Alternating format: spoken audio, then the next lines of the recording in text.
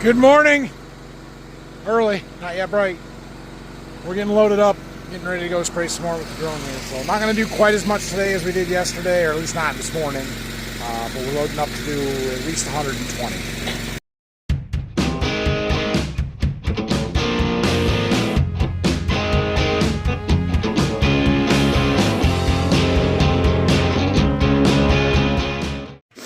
I think we are loaded up here. I do want to put some gas in the generators yet, but I've got that tote mixed up for 100 acres done. Everything's in it. This tote here, we've just got our boron and some additives. I don't have the fungicide in there yet.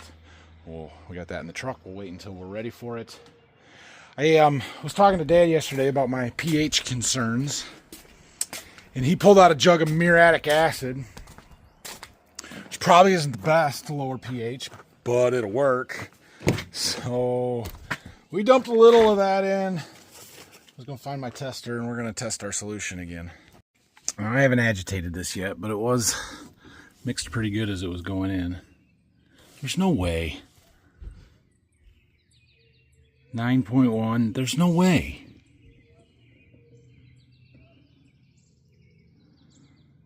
How is that even possible? That's higher than what my water start says.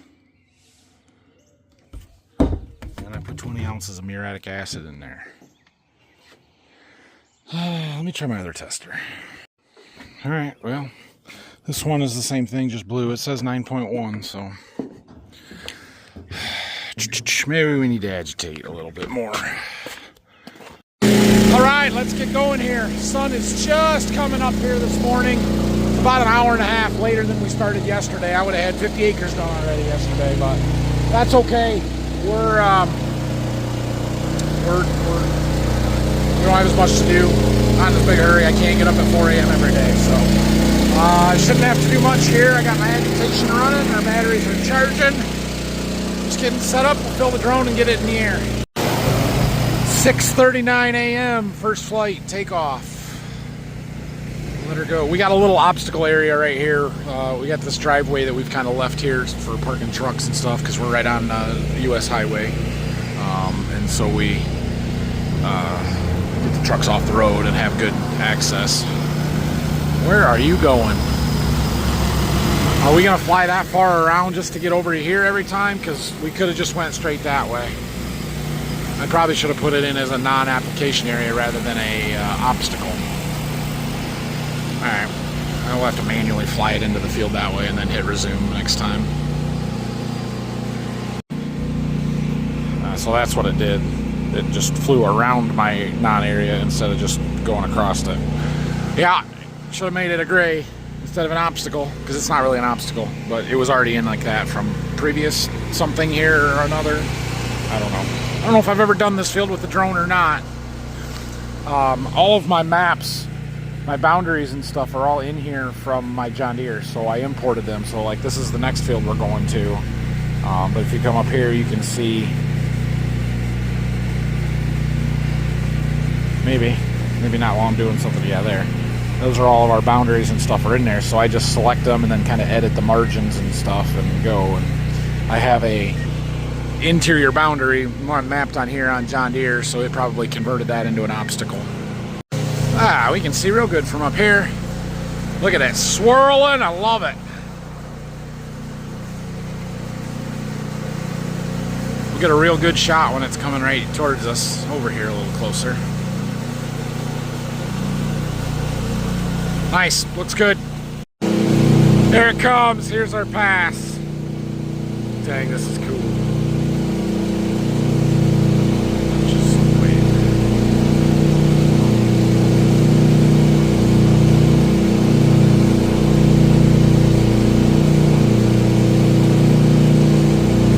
So we're running 2.5 gallons to the acre. Not 2, I don't do anything at 2.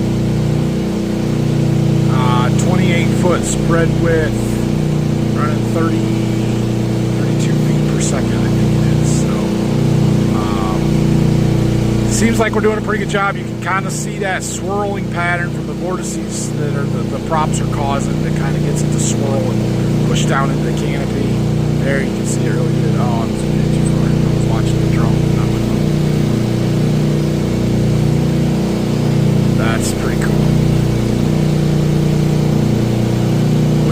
no breeze like this, I am running a little bit finer droplet. When the breeze starts to pick up, I will increase the droplet size just to get them down into the can. There, you can really see it's rolling. Dang, look at that. That is so cool to watch.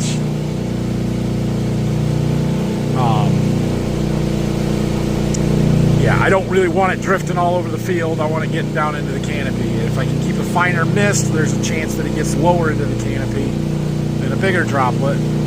But a bigger droplet's going to fall faster and get down and not blow around. So that's what we'll play with the wind speed.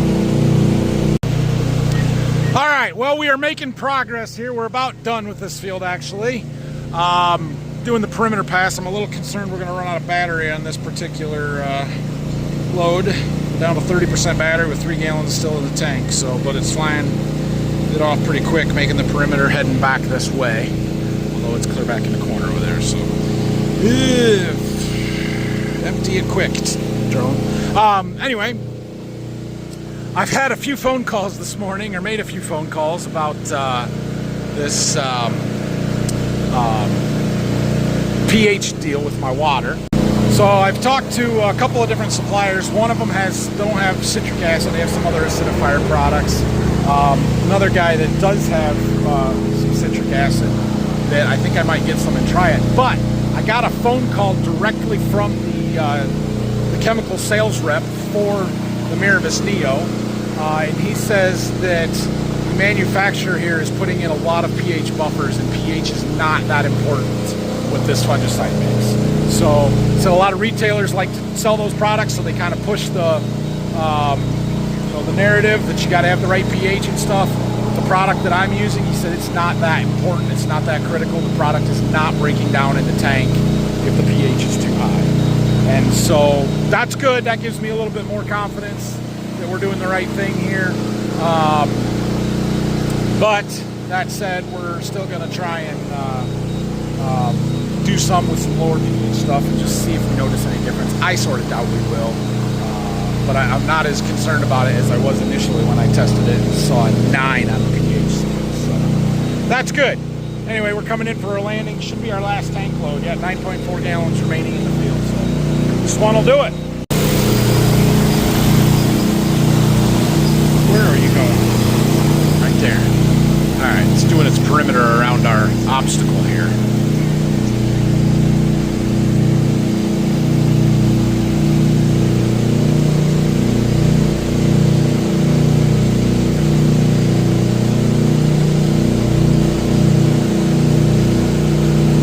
Probably don't need to spray this little bit of corn right over here. It looks like crap, but it's going to do it anyway. I saw that pole there, so it's like, whoa, slow down. Okay.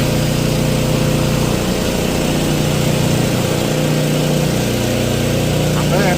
It's good.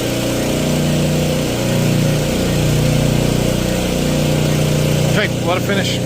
So we are moving just I guess a mile down the road. As the field starts a half mile, but we're going to the far end of it, back in off the road there. I think we'll make it with our railing still up. Just get the drone put back down. We should strap it down probably to go a mile down the road. Down at our next field here, this is the new farm. We've got 40 acres here. I backed in off the road so we can get as far away from the power lines as possible. We're in the middle of a mud hole, but truck's on solid ground, so we should be able to get out okay. And I think we are ready to go. I'm going to put a little non-spray zone right here in this corner because, one, I don't need to spray it, and two, I'm sitting here. So otherwise, you're going to try to spray me. We don't need to do that. Alright, so now we have a little spot in that corner. Take off. Let's go. Why aren't we going? Aircraft too far. Oh, I gotta update the home point. I didn't shut it off when we went down the road, so I gotta come in here and update the home point to the aircraft location. Now it should go. There we go. It's got a maximum flight distance from its home point. I don't know what mine set at, 35. I had to extend it the other day when we were flying behind that one field. Wouldn't get all the way to the far side. Now we're good. Now I shouldn't fly. I shouldn't spray here, I should say. That's sensing the corn, the height difference. Come on, you're all right. Go. I didn't make my area big enough. That's all right. Good enough. Once we get off of this little corner, it'll be fine. My chemical tank here was just about empty, and I decided rather than pouring chemicals in there and moving my mixer over, I'm just pumping everything from that one into there, and I poured my fungicide back in the top of this tank. So we're going to do that, give it a second to mix up here, let our batteries catch up. They're falling a little behind anyway.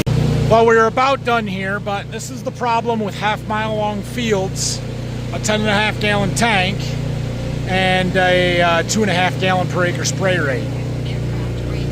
Why did you brake? Because you're not high enough. Okay, go. So I have all of the stuff down on this end done, but when we're doing our regular stuff with a full tank, the drone goes down, it comes back, and it makes it halfway, and then it runs out. And so now we have all these half passes over there that it's got to clean up, so it's going to work on that. The question is, should I not fill the tank so we just make a full round and run out closer to the trailer? Should I spray 3 gallons to the acre, and maybe that would just be 1 round? If I went down to 2 gallons per acre, we probably could make 3 passes, which puts us clear down on the other end. That's not any better. So, I don't know. I've just been doing it this way and let it clean up the edges, or the tails, or whatever you want to call them. It's not the end of the world. It's just not quite exactly efficient when you have that half pass and the drone runs out far away. So, maybe a T100 with a 26 gallon tank has enough capacity to make it even. 3 rounds? I don't know. 3 rounds. Anyway, we're about done. Look at! No, I got them both! That was awesome! That was like the shot of the day. I don't know what field that plane is flying, but he's over there, just on the other side of the field that I just sprayed. I think the neighbor next to me's got beans on both sides, though. Maybe we're getting a double shot of fungicide because he's spraying the wrong field. Or it could be the neighbor down the road another mile or 2. I don't know. That's awesome. Okay, we're flying perimeter here. We're going to have 1 more tank load, but we're close to being done. They are fun to watch. So is this. So I've noticed for the last 3 or 4 weeks here at least, maybe a month, yeah. The crop dusters, pilots, have had a very focused effort against the drone industry. They've been sharing lots of pictures of streaky fields, blaming on the drones, and maybe there's some truth to some of it. But they definitely are threatened. It feels like all the crop dusters got together at their winter meeting in Mexico and said, hey, how are we gonna beat these drones? And they've been all over social media and the internet trying to post pictures and just cutting the drones down. Apparently they're threatened. Personally, I shouldn't say that I have no problems with the drones. I don't care if you want to, or the planes. I don't care if you want to use a plane or not. I have used planes in the past. The problems that I have with them aren't because of their application or their the quality of the job that they do. My problem with them is they come when they want to, not when I want them to, so I can't control the timing. They use the fungicide that they want to use, not the fungicide that I bought in January for much less cost than whatever it's going to cost me in season. They're going to put in whatever additives they want to put in, meaning foliars, insecticide, all the stuff that I don't want, don't care to have, and make me pay for it. It costs more than the drone. And then I don't get any notification of when they're coming. They just show up whenever they want and don't tell me anything about it. And then the ones that I've hired don't provide me with any kind of documentation, any maps of like, this is our coverage. Like, they don't do the things that I'm asking them to do or what I would prefer to them to do. And with a drone, I can control it. I can do it when I want to do it. I can use the products that I want to put in. It costs me a lot less. And so that's why I've gone the drone route instead of trying to hire a plane, because I had no control. In fact, I went away from a plane to the Haggy guy because I could control that more. He was more willing to listen to what I wanted rather than just, yeah, this is the way it's going to be, take it or leave it. So personally, I think if the drone people or the crop dusters and the airplanes want to do more and they're threatened by the drones, they should probably improve their service and do a better job. And maybe it's better other parts of the country, but around here, that's what I have noticed from the ones that I've tried to work with. For me, the drone works great. I have not seen the streaking in my fields. I have used it for lots of herbicide application, including burn down and wheat stubble with glyphosate, and it kills everything. There's no streaking out there. So is it a 100% perfect job all the time? No, probably not, but it's more than adequate for what I am trying to do. The drone has worked really well. I love the fact that I can do it myself and control this application. So anyway, the planes are still fun to watch. I got everything packed up. We're heading back to the farm. I've got about enough to do 30 acres left mixed up in the tanks. So I knew I was going to have more than I needed for those 2 fields. I'm thinking we're just going to do some of the fields at home. Maybe do my plot field here. We've got to put some non-spray zones in there because we've got some high management, low management stuff, and want to make sure I get those areas defined fairly well, which is going to be a little tricky, but I think we can get it. Where did I leave off? I went back to the farm, and Dad was working on a tire for the backhoe. He had a flat, so I helped him finish that up. There we go. And then came down here to the plot stuff because I want to spray this plot field. And when I got here, there's a guy here with some boxes and pallets, so I got that unloaded. And then a couple of the Golden Harvest reps pulled in at the same time. I had no idea they were coming. They were just here. We did some planning for the field they were having in a few weeks. Yeah, so then it was lunchtime and I went and ate lunch in the house. Now we're just getting to spraying. We're going to spray this. There's about 30 acres worth of chemical in the tank. Spray that out and then we'll be done spraying for the day. So out here we have some high management, low management check strips. And I need to not spray the low management side of stuff. So I'm going to use the controller, and we can actually mark points with where the controller is. It uses GPS. There we got 9 satellites and good signal, now 8. We'll wait till it gets to 9. But I'm standing right in the split of 1, so we can mark on all the points on this side, and then I think I can draw straight lines to where the points on the other side need to be. They were up to 10, so yeah, I need my hands. All right, so it turns out that I can't draw lines straight enough to do that, but what I could do was put the drone in the air, and I marked the points on this end of the field with the controller by standing where I wanted the points, and then I lined the drone up right behind me, and we just followed the rows in our camera all the way to the other end of the field and got to that end, and then we marked a point where the drone was, and that worked.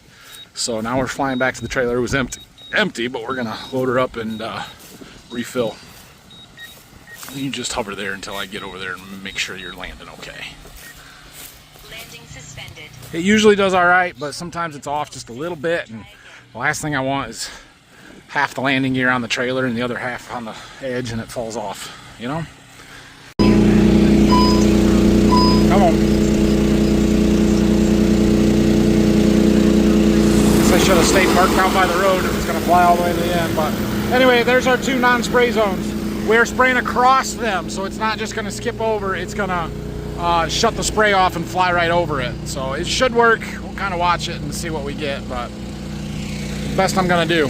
We are going to spray right over the pumpkins too, because pumpkins like fungicide and boron as well. Spraying. Off. Spraying. Off. Spraying. Is that perfect? Probably not. Is it gonna work? Yep. You can see some of the differences in our genetics out here. Zoom back out a little bit. That one's got a much lighter colored tassel than this one. You can see some different colors in the streaks from the different varieties and hybrids out here. So that's kind of neat to watch. Overall, corn looks really good. Looks really good. Got some brown silks out here. 103 day. Interesting.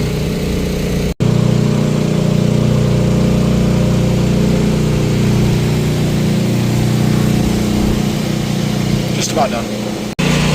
Finish this field here. I got this tank load and then half of another one maybe. And our tank is empty, so we're just from right here going to go and fly this middle field. I got the plot field done, and if we would have sprayed the whole thing, I probably would have used it all, but I didn't spray the whole thing because we had a test strip. So there. So we did the front part. We're going to go just do some in this back field until we run out. We'll finish that probably tomorrow. We'll see what the rain's like, but yeah, chances of rain tonight into tomorrow, so we'll see what the morning looks like. If the weather's good, we'll spray some more. If it's not, we won't. But this will be it for today. Breeze is picking up a little bit. It's not too bad yet, but just enough that it makes me not love spraying with a drone. So we did what we wanted to do today. I think now that I'm done with the drone, we're going to go and do some mowing this afternoon. So we've got the 7520 hooked up to the John Deere mower. I want to hit a couple of roadsides and then end up at the fields that we sprayed yesterday. We've got all those filter strips and stuff, and they need to get sprayed. They need to get sprayed now, so, or not sprayed, mowed, and they need to get mowed, you know, in the next week or two.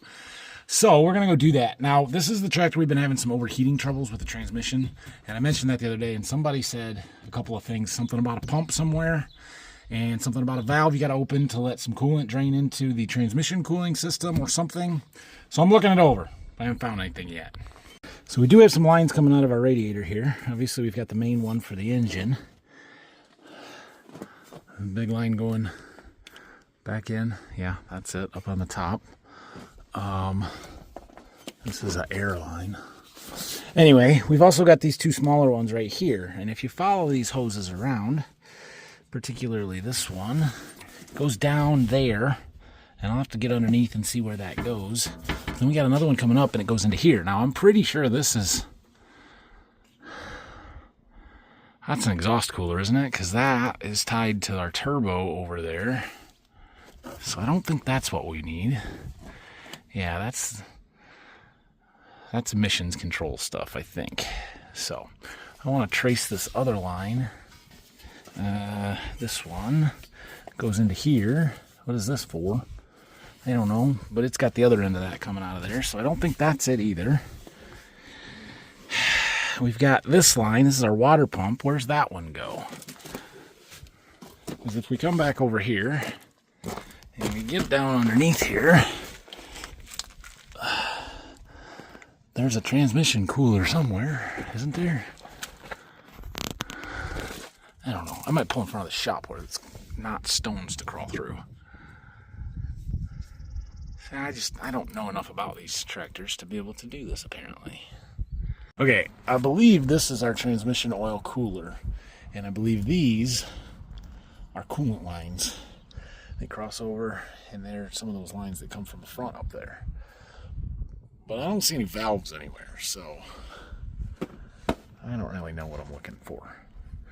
Well, anyway, I don't see any valves. Looking at our radiator from here, looks just fine. Like, that's pretty darn clean if you ask me. You can see all the way through. I was going to clean it up, but I don't see why it would need it. We do have some screens here, and these do get dirty from time to time, so we pull them out and clean them off, but even that's not horrible.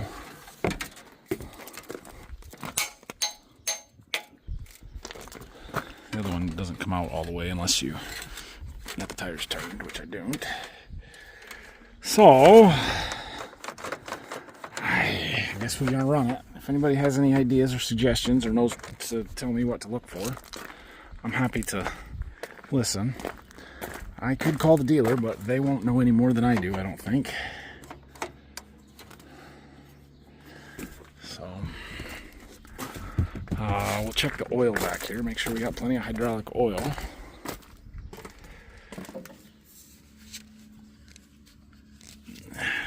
Plenty in that sight tube, so I don't know. Seems okay. Here's that little driveway I was talking about this morning. It this was mowed down before we were here spraying, we would have set up right in there, but the grass was too tall. The weeds were too tall. I mowed down some giant rags there. Some of the corn that went with it, but not all of it. All right, well, we're going to finish some roadsides up here, and then we're going to be down on those filler strips. So this is not one that we mow very often. The state does a pretty decent job on this one. Yeah, see, how am I going to get around that pole? I don't know if I can do it. And it's a main road, so we generally stay off of it. But I'm trying to clean it up a little bit. Well, we're down here doing our mowing on these filter strips here. These are two of the fields that we tiled last year, and there are some new tile lines through these filter strips, including one that goes right down that way, and I drove over the whole dang thing. That was a little rough. But we're going to knock these this grass down on all of this stuff, mow it down, make it look nice, and just kind of keep any of the weeds and stuff knocked down so that it stays as mostly just grass. So there's a whole bunch of them down here between the 6 or 7 fields that we've got. There's a ditch that kind of cuts everything, so there's both sides on all of them. Yeah, here. See, it's rough. There's a new outlet right here.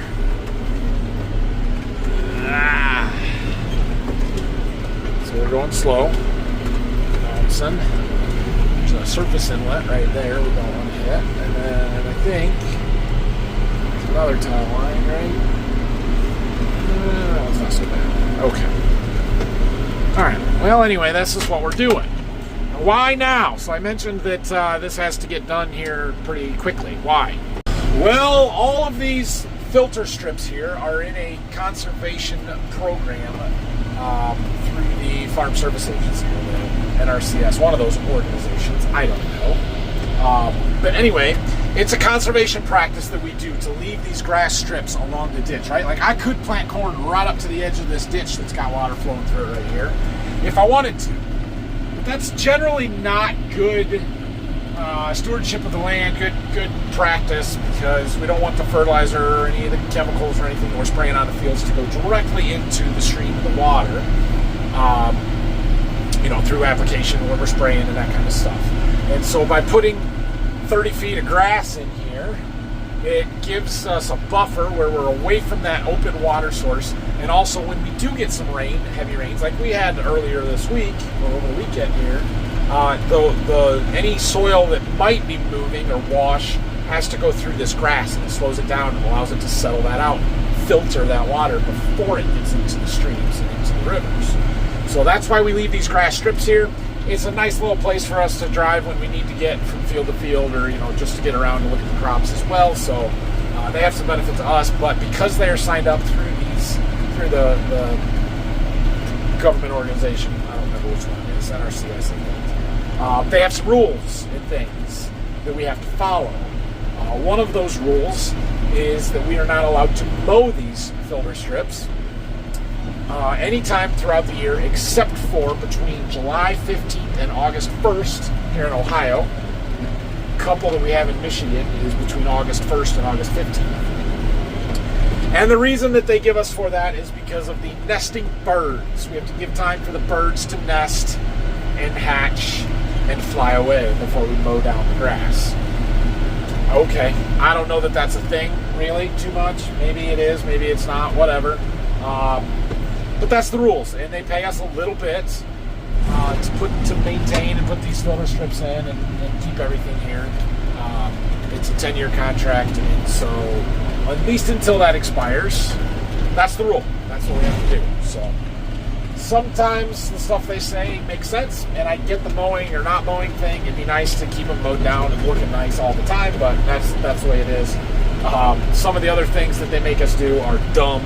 Like a few years ago, some of you may remember I talked about that they wanted us to plant some wildflowers out here. So they made us come out in this